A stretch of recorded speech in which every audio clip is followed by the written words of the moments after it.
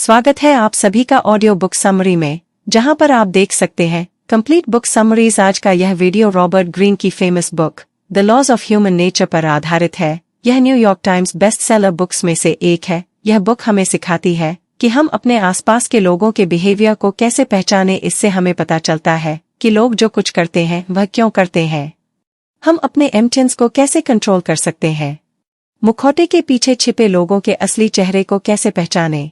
The laws of human nature book हमें success, self improvement और self defence के लिए बेहतरीन टूल्स और नॉलेज प्रदान करती है। इस बुक में कुल 18 चैप्टर्स हैं। मैंने इस बुक को 2 पार्ट्स में डिवाइड किया है और मैं एक एक करके आपको सभी चैप्टर्स के बारे में डिटेल में बताऊंगी। इस वीडियो में मैंने चैप्टर 1 से लेकर चैप्टर 9 तक बताया है। बाकी के बचे 9 चैप्टर्स की समरी मैं आपको इसके दूसरे पार्ट में बताऊंगी। इस वीडियो के अंत में मैं बताए गए चैप्टर्स के सभी इंपॉर्टेंट बातों को शॉर्ट में दोबारा दोहरा दूंगी ताकि इस वीडियो में बताई गई बातें आपको आसानी से याद रहे। तो इस वीडियो को अंत देखना मत भूलिएगा। तो चलिए शुरुआत करते हैं पहले पार्ट से। मास्टर योर इमोशनल सेल्फ, स्वयं के भावनात्मक रूप को वश में करें। The law of irrationality. Writer का कहना है कि भले ही हम अपने फ्यूचर को खुद के कंट्रोल में समझते हैं, लेकिन अक्सर हम अनजान होते हैं कि कैसे हमारे इमोशंस हमें कंट्रोल करते हैं। हमारे इमोशंस हमें वही दिखाते हैं जो हम देखना चाहते हैं, और इस तरह हम रियलिटी से दूर हो जाते हैं और जीवन में अक्सर गलत डिसीजंस ले लेते हैं। रैशनैलिटी यानी तार्किकता एक ऐसी एबिलिटी है जो हमें इमोशन से हटकर रैशनल तरीके से सोचने और जिंदगी की रियलिटी से हमारी पहचान कराने में हमारी मदद करती है। एक बार जब एथेंस पर ने हमला किया तो प्राचीन एथेंस के महान राजनेता पेरिकल्स ने सभा को संबोधित करते हुए उन्हें युद्ध से बचने के लिए एक रैशनल योजना बताई। पेरिकल्स एक रैशनल व्यक्ति थे। वह ज्ञान की देवी की पूजा करते थे और इस बात पर यकीन करते थे कि रैशनल होकर ही प्रोग्रेस हो सकती है। लेकिन उसी समय एथेंस में प्लेग की बीमारी फैल जाने से कई लोग मारे गए। उनमें से एक पेरिकल्स भी थे, जिससे पेरिकल्स का प्लान फेल हो गया। स्पार्टा की सेना ने इस बात का फायदा उठाया और एथेंस पर हमला कर दिया। एथेंस के लोग अपनी हार का कारण पेरिकल्स को मानने लगे। एथेंस के लोग अपनी हार का बदला लेना चाहते थे। गुस्से ने उन्हें अंधा कर दिया था। उन्होंने बार बार इरेशनल और निराशाजनक तरीके से युद्ध किया, लेकिन उन्हें हर बार हार का सामना करना पड़ा और अपने इमोशंस के बहाव में आकर एथेंस ने अपनी सुख समृद्धि और सेना दोनों गंवा दी। जब तक हम अपने और दूसरों के इमोशन से इन्फ्लुएंस होते रहेंगे तब तक हम रैशनल नहीं बन पाएंगे। अपनी समझ को बढ़ाने के लिए सबसे पहले हमें अपने इमोशंस को और उनके कारण को समझना जरूरी है। जिस तरह प्रैक्टिस से खिलाड़ी फ्लेक्सिबल बनता है, उसी तरह अपने थॉट्स पर ध्यान देने से इमोशंस को कंट्रोल किया जा सकता है। इरेशनल या नासमझ व्यक्ति को उसके इमोशंस कभी भी सक्सेसफुल नहीं होने देते। अपने इमोशंस पर काबू पाने के लिए 3 इंपॉर्टेंट बातों का ध्यान रखना जरूरी है। पहला स्टेप है बियासेस यानी झुकाव को पहचानना। हम अक्सर वही कहते और करते हैं जिससे हमें खुशी हो।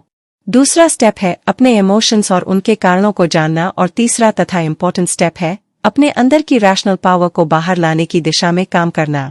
यदि आप अपने इमोशंस और रैशनैलिटी के बीच ताल मेल बिठा लेंगे तो खुद के इमोशंस को कंट्रोल करने से आपको कोई नहीं रोक सकता। Second part, transform self love into empathy. आत्म प्रेम को सहानुभूति में बदलना। The law of narcissism. सहानुभूति या एम्पैथी हमें सबसे जोड़ने वाली और सोशल पावर दिलाने वाली एक टूल है। इंसान एक सामाजिक प्राणी है और उसकी लाइफ का पर्पस न सिर्फ खुद से प्रेम करना बल्कि दूसरों के प्रति संवेदनशीलता यानी एम्पैथी रखना भी है। हर इंसान को अटेंशन की भूख जन्म से ही रहती है। इसलिए हम खुद की एक ऐसी इमेज बना लेते हैं जो न सिर्फ हमें अपनी इम्पोर्टेंस का एहसास दिलाती है बल्कि हमें हमारे मन में दूसरों से सुपीरियर भी बनाती है। जैसे जैसे हम बड़े होते हैं हम अपने पेरेंट्स के क्वालिटीज को अपनाते जाते हैं। ऐसा देखा गया है कि अक्सर ऐसे ही बच्चे नार्सिसिस्ट बनते हैं जिनके पेरेंट्स या तो बचपन में उन पर बिल्कुल ध्यान नहीं देते या बहुत अधिक ध्यान देते हैं और उन्हें किसी से मिलने जुलने का मौका नहीं देते हैं। नार्सिसिस्ट ऐसे व्यक्ति को कहते हैं जो बस खुद से प्यार करता है और जो हमेशा दूसरों को कंट्रोल करना चाहता है। नार्सिसिस्ट व्यक्ति हमेशा अटेंशन की तलाश में रहता है। यदि नार्सिसिस्ट संकोची यानी इंट्रोवर्ट हो तो वह खुद की अलग दुनिया बना लेता है, जहां वह या तो खुद को सबसे कमजोर समझता है या सबसे बेहतर समझता है। वहीं एक एक्सट्रोवर्ट नार्सिसिस्ट उल्टी सीधी हरकतों से लोगों का ध्यान अपनी ओर अट्रैक्ट करने की कोशिश करता है।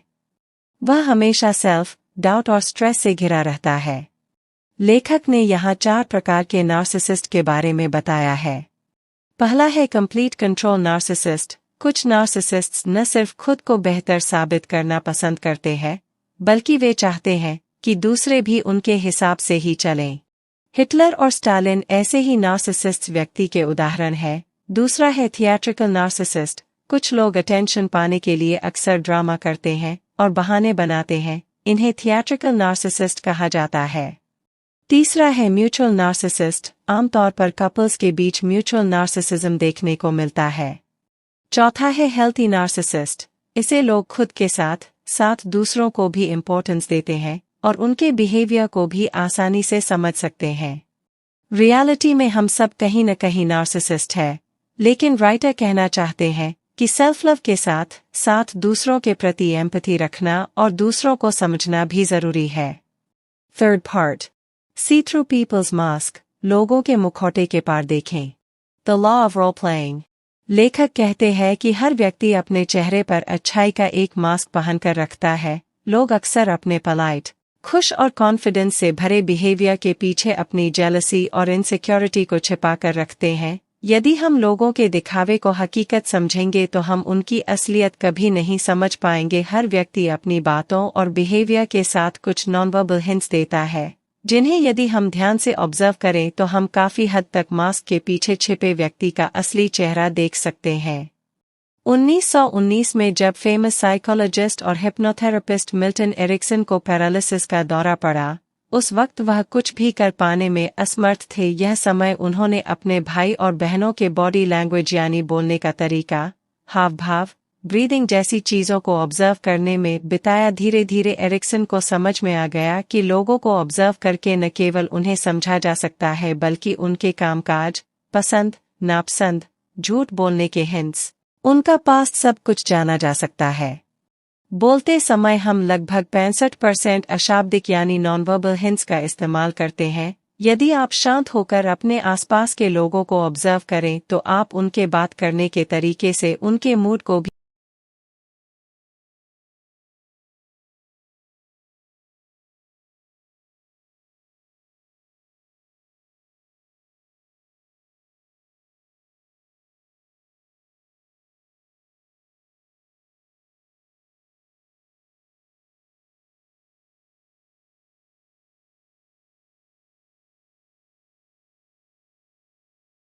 Fourth part, determine the strength of people's character.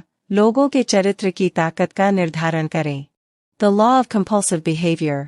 दोस्तों, दूसरों के साथ जुड़ने या काम करने से पहले उनके स्टेटस या उनके द्वारा उस वक्त दिखाई गई इमेज से इन्फ्लुएंस न होकर हमें उनके कैरेक्टर को समझने के लिए खुद को ट्रेन करना चाहिए। लोगों के हर दिन के हैबिट्स उन्हें एक ही काम दोबारा करने के लिए प्रेरित करते हैं। अगर ऐसे पैटर्न को नज़दीक से देखें तो आप जान जाएंगे कि लोग कोई भी काम एक बार नहीं करते हैं। हर व्यक्ति बार बार अपने बिहेवियर को रिपीट करता है। कोशिश करें कि आप हमेशा मजबूत कैरेक्टर के लोगों की ओर ही अट्रैक्ट हों और टॉक्सिक या नेगेटिव टाइप के लोगों से दूर रहें। साथ ही अपने कैरेक्टर को भी ऑब्जर्व करें ताकि अपने रेगुलर पैटर्न को तोड़कर आप लाइफ में सक्सेसफुल बन सके।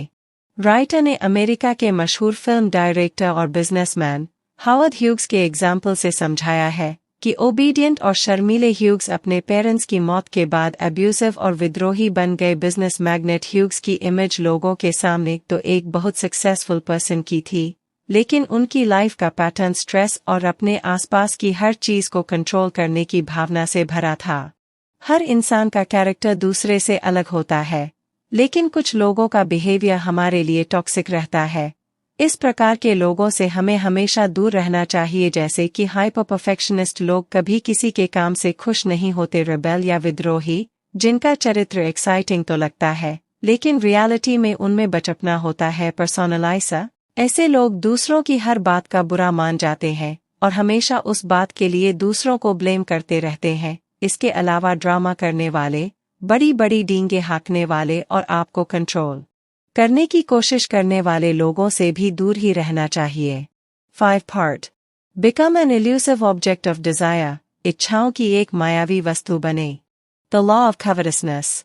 दोस्तों, किसी चीज का हमारे पास होना न होना हमारे ऊपर एक गहरा इम्पैक्ट डालता है। किसी चीज के ज्यादा होने से हम घुटन महसूस करने लगते हैं, और किसी चीज का न होना हमें उसकी ओर अट्रैक्ट करता है। हर इंसान के अंदर जो चीज उसके पास नहीं है, उसे पाने का डिजायर सबसे ज्यादा होता है। यदि आप अपने आसपास मिस्ट्री या रहस्य बनाना सीख जाएंगे, तो लोग आपको पाना चाहेंगे और आपसे जुड़ना चाहेंगे। जब भी लोगों के सामने ऐसी चीज आती है जो न तो उनके पास है और जो न ही उन्हें कभी नहीं मिल सकती है, तो वह लोगों का डिजायर बन जाता।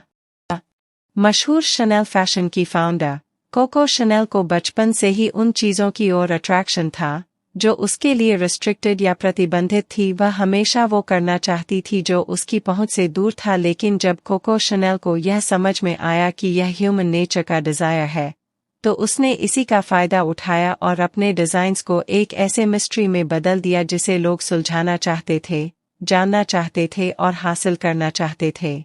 कोको शनेल की तरह आपको भी अपने नजरिए को बदलने जरूरत है। अपने डिजायर्स को जानने के बजाय यह जाने कि लोग क्या चाहते हैं, उनकी छुपी हुई इच्छाएं और डिजायर्स को पहचाने। अगर आपके प्रेजेंस में एक मिस्टीरियस प्रभाव होगा, तो लोग खुद ब खुद आपकी ओर खींचे चले आएंगे। लोगों को हमेशा अपने और अपने प्रोडक्ट्स के लिए एक्साइटेड बनाए रखने के लिए उन्हें सरप्राइज करें और उनके डिजायर्स को समझने की कोशिश करें। आखिर में रियलिटी के साथ गहरा रिलेशन बनाएं, जो आपको शांत और फोकस्ड होने में मदद करेगा। हमेशा याद रखें कि आप अपने डिजायर्स के मालिक हैं, न कि उसके नौकर, और आपका काम हमेशा और अधिक बेटर और इनोवेटिव हो सकता है। 6th part, elevate your perspective. अपने दृष्टिकोण का विस्तार करें। The law of short sightedness. हर इंसान का नेचर होता है कि प्रेजेंट में जो हमारे सामने होता है और हमें सुनाई देता है, हम केवल उसी पर ध्यान देते हैं। यही वजह है कि हम लुभावने स्कीम और आसानी से पैसा कमाने जैसे वादों के बहकावे में आ जाते हैं। ऐसे लोगों से दूर रहें जो अपने काम के रिजल्ट्स के बारे में नहीं सोचते हैं। इसे लोग अपनी नेगेटिव एनर्जी से आपको भी नुकसान पहुंचा सकते हैं। आपकी नज़र हमेशा बड़े प्रॉफिट्स पर होनी चाहिए, जो शायद अभी आपको फायदा न दें लेकिन फ्यूचर में जरूर फायदा देंगे। शॉर्ट टर्म की सोच से अनजाने और खतरनाक रिजल्ट्स मिल सकते हैं। ऐसा ही 1920 में यूएस में हुआ, जब यूएस में शराबबंदी अनाउंस किया गया था। लेकिन उसके ठीक उलट इस फैसले से केवल शराब का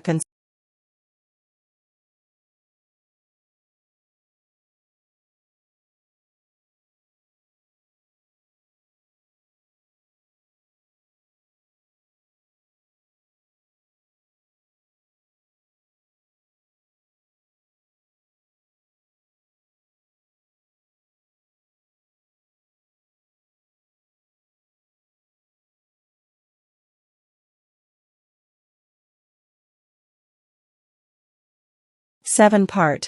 Soften people's resistance by conforming their self-opinion. लोगों की स्वयं की राय की पुष्टि करके उनके प्रतिरोध को कम करें। The law of defensiveness. दोस्तों, लोग हमेशा सोचते हैं कि वो आज़ाद हैं, लेकिन जब कोई उन्हें फुसलाने या बदलने की कोशिश करता है, तो वो डिफेंसिव बन जाते हैं। इसलिए लोगों को उनकी डिफेंसिव पोजीशन से हटाने के लिए हमेशा उन्हें ऐसा दिखाना चाहिए कि वो जो कर रहे हैं, खुद की मर्जी से कर रहे हैं, न कि आपके कहने पर। लोगों के विश्वास पर कभी सवाल न उठाए और न ही उनकी इंटेलिजेंस और अच्छाई को लेकर उन्हें इनसिक्योर महसूस करवाए। इससे वे और अधिक डिफेंसिव हो जाएंगे और आपका काम और भी अधिक मुश्किल हो जाएगा। अमेरिका के 36वें प्रेसिडेंट लिंडन जॉनसन लोगों को अपने मुताबिक काम करवाने में मास्टर थे। जॉनसन का सिर्फ एक ही पर्पस था, एक दिन यूएस का प्रेसिडेंट बनना। उन्होंने अपनी शुरुआती गुस्सैल इमेज को बदलकर अपने रास्ते से हटकर सहयोगी दलों को जीतने की कोशिश की। दूसरों पर अपनी पकड़ बनाने के लिए उन्होंने लोगों पर कई तरह के एहसान किए। उन्होंने न सिर्फ दूसरों को बोलने का मौका दिया, बल्कि ध्यान से उनकी बातें भी सुनी, और इस तरह जॉनसन एक दिन यूएस प्रेसिडेंट बन गए। राइटर कहना चाहते हैं कि जॉनसन की तरह ही मास्टर पर्सुएडर, यानी दूसरों को अपनी बात मनवाने के लिए जरूरी है कि आप एक अच्छे लिसनर बने, अपने कॉन्फिडेंस से लोगों को इन्फ्लुएंस करें और लोगों की खुद के बारे में जो राय है उसे वैसा ही बने रहने दें। यदि हम दूसरों को इन्फ्लुएंस करना चाहते हैं, तो जरूरी है कि हम अपने सेल्फ ओपिनियन को पहचानें और उससे दूरी बनाकर रखें, वही दूसरों के सेल्फ ओपिनियन से अग्री करें। Change your circumstances by changing your attitude. अपना रवैया बदलकर अपनी परिस्थितियां बदले। 8 part the law of self sabotage. Writer कहते हैं कि हम सभी दुनिया को अपनी तरह से देखते हैं। हर किसी का दुनिया को देखने का नजरिया अलग होता है। यह हमारा एटीट्यूड होता है और यह डिसाइड करता है कि हमारी लाइफ में हमारे साथ क्या होगा। यदि आपका रवैया डर का है तो आपको हर चीज नेगेटिव नजर आएगी। आप अपनी हर गलती के लिए दूसरों को ब्लेम करेंगे। यदि हम डाउट महसूस करते हैं तो हमारी प्रेजेंस में दूसरे भी ऐसा एक्सपीरियंस करते हैं। हम अपना रवैया पॉजिटिव बनाकर अपने प्रॉब्लम से सीख सकते हैं और अपॉर्चुनिटी क्रिएट कर सकते हैं। हमें अपने विल पावर की लिमिट को जानना चाहिए और देखना चाहिए कि वह हमें कितना दूर ले जाती है। एग्जाम्पल के लिए फेमस राइटर एंटन का बचपन मुश्किलों में बीता। उनके पिता एक हिंसक और अब्यूसिव इंसान थे जिसका प्रभाव के जीवन पर काफी लंबे समय तक रहा। वो काफी लंबे समय तक अपने पिता को माफ नहीं कर पाए और एंजाइटी का सामना करता रहे। लेकिन समय के साथ ने जब गंभीरता से अपने पिता के बिहेवियर और उसके कारण को समझा तो उनके अंदर अपने पिता के लिए जो गुस्सा था वो खत्म हो गया। हम अक्सर अपने बचपन के डर और चोट को साथ लेकर चलते हैं और दुनिया के लिए एक नेगेटिव एटीट्यूड बना लेते हैं। हम इंसानों को यह सोचना पसंद होता है कि हम दुनिया की रियलिटी को जानते हैं और दूसरों की तरह ही दुनिया को देखते हैं। लेकिन सच्चाई तो यह है कि कोई भी दो व्यक्ति कभी भी दुनिया को एक जैसे नहीं देखते हैं। काल के अनुसार हमारा एटीट्यूड हमारे दिमाग की काम करने और रिएक्ट करने की एबिलिटी है। नेगेटिव एटीट्यूड वाले लोग बचपन से ही दुनिया को नेगेटिवली देखते हैं। उन्हें लगता है कोई भी उनसे प्यार नहीं करता और वो सिर्फ क्रिटिसिज्म और धोखे की उम्मीद करते हैं। अपने खुद के नजरिए को बड़ा करें और लोगों के बिहेवियर के पीछे का कारण जानने की कोशिश करें। खुद के जीवन का एक पर्पस बनाएं और उसे पाने के लिए अपनी लिमिटेशन से आगे बढ़ जाएं। 9 part confront your dark side. अपनी डार्क साइड को पहचानें। The law of repression. लोग हमें अक्सर जैसे दिखते हैं वैसे होते नहीं हैं। उनके अच्छे और मिलनसार बाहरी रूप के पीछे इनसिक्योरिटी और गुस्सा छिपा हुआ होता है। हम अक्सर अपनी सेल्फिश मोटिव्स को हमारी डार्क साइड या नेगेटिव साइड के पीछे छिपा लेते हैं और दुनिया के सामने एक अलग इंसान के रूप में नजर आते हैं। हमें लोगों की डार्क साइड के हिंट्स को समझना चाहिए, नहीं तो ऐसे लोग हमारे लिए टॉक्सिक या हार्मफुल बन जाते हैं। दूसरों की बुराइयां देखने के साथ हमें अपनी डार्क साइड को भी पहचानना चाहिए। यदि आप अपनी डार्क साइड को अपनी पर्सनैलिटी में शामिल कर लेंगे तो आप कॉन्फिडेंट फील करेंगे और आपकी ऑनेस्टी लोगों को आपकी ओर अट्रैक्ट करेगी। एग्जाम्पल के लिए रिचर्ड निक्सन अमेरिका के एक बहुत ही पॉपुलर नेता थे, लेकिन जो लोग उन्हें करीब से जानते थे उन्हें मालूम था कि निक्सन की अच्छी और बुरी दो साइड्स थी। निक्सन बचपन से ही अपनी ओर अटेंशन चाहते थे, लेकिन उनके माता पिता का बर्ताव निक्सन के प्रति अच्छा नहीं था। बचपन में जो भी हुआ उसका प्रभाव निक्सन पर पड़ा और उन्होंने एक अच्छे और दयालु आदमी की इमेज बनाई। वही दूसरी ओर निक्सन की एंजाइटी और सेल्फ डाउट उनकी डार्क साइड में बदल गई। 1974 में सीक्रेट टेप्स में निक्सन की डार्क साइड दुनिया के सामने आई। निक्सन अक्सर ही अपने आसपास के लोगों पर गुस्सा हो जाते थे और अपनी गलती दूसरों पर डाल देते थे। हमें अपने आस पास के लोगों के बिहेवियर ऑब्जर्व करना चाहिए। अक्सर लोग जिस प्रकार की इमेज लेकर घूमते हैं, स्ट्रेस के समय उसे ठीक उल्टा बिहेव करते हैं। हमें अपनी डार्क साइड को भी न केवल पहचानना चाहिए बल्कि उसे समझना भी चाहिए। हमें अपने डार्क साइड को किसी हार्मलेस तरीके से बाहर निकलना चाहिए, जैसे कि कोई जर्नल लिखकर या फिर कोई आर्ट फॉर्म अपनाकर। तो दोस्तों, यह इस वीडियो में बताया गया आखिरी चैप्टर था और जैसा कि मैंने आपसे कहा था कि इस वीडियो के अंत में मैं आपको बताए गए सारे चैप्टर्स के इम्पोर्टेंट पॉइंट्स को दोबारा दोहराऊंगा। तो चलिए सारे इम्पोर्टेंट बातों पर एक बार फिर से नजर डाल लेते हैं। हमारे इरेशनल इमोशंस हमें वही दिखाते हैं जो हम देखना चाहते हैं, इसलिए हमें हमेशा सोच समझकर रैशनल तरीके से फैसले लेने चाहिए। हम सभी कहीं न कहीं नार्सिसिस्ट होते हैं, लेकिन हमें दूसरों को और उनके बिहेवियर को समझना चाहिए। इस तरह हम अपने नार्सिसिज्म को अपने हिसाब से बदल सकते हैं। लोग अक्सर अपनी सच्ची फीलिंग्स और विचारों को अपने अच्छाई के मुखौटे के पीछे छिपा कर रखते हैं, लेकिन हम उनके बॉडी लैंग्वेज को समझकर उनके मूड और पर्सनालिटी के बारे में जान सकते हैं। इंसान का नेचर होता है कि उसे दूसरे के पास जो चीज़ होती है वह खुद से ज्यादा अच्छी नजर आती है, लेकिन जब वह चीज़ हमें मिल जाती है तो वह हमारे लिए उतनी अच्छी नहीं रह जाती। यदि हम दूसरों को इन्फ्लुएंस करना चाहते हैं तो यह जरूरी है कि हम अपने सेल्फ ओपिनियन को पहचानें और उससे दूरी बनाकर रखें। हमें अपनी डार्क साइड को पहचानना चाहिए और उसे किसी हार्मलेस तरीके से बाहर निकलना चाहिए।